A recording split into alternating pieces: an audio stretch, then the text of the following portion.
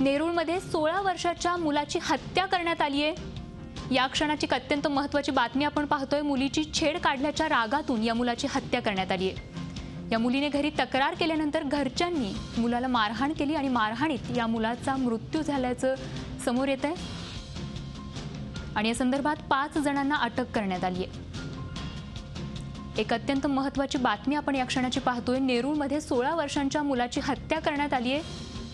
16 वर्षीय मुलाची हत्या करण्यात आली आहे। मुलीची छेड काढल्याच्या प्रकरणातून या मुलाला मारहाण करण्यात आली आणि या मारहाणीतून त्याचा मृत्यू झालाय।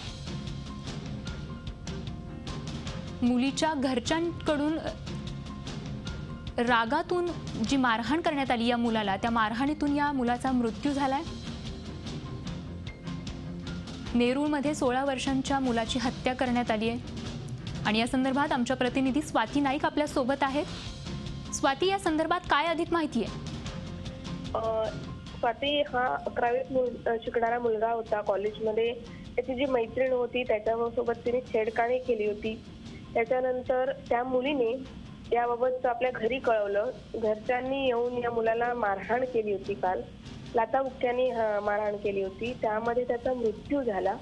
रात्री उशिरा ही घटना घडल्यानंतर पोलिसांनीही रात्री उशिरा या प्रकरणी मर्डरचा गुन्हा दाखल केला आणि जे मारहाण केलेली आहेत मुलीचे भाऊ आणि वडील यांना पोलिसांनी अटक केलेली आहे। अशा 5 जणांना पोलिसांनी अटक करून त्यांच्यावर खुनाचा गुन्हा दाखल केलेला आहे। स्वाती, ओके, तर 5 जणांना अटक करून त्यांच्यावर खुनाचा गुन्हा दाखल करण्यात आलाय। धन्यवाद स्वाती दिलेल्या सविस्तर माहितीबद्दल। झी 24 तास रहा एक पाऊल पुढे।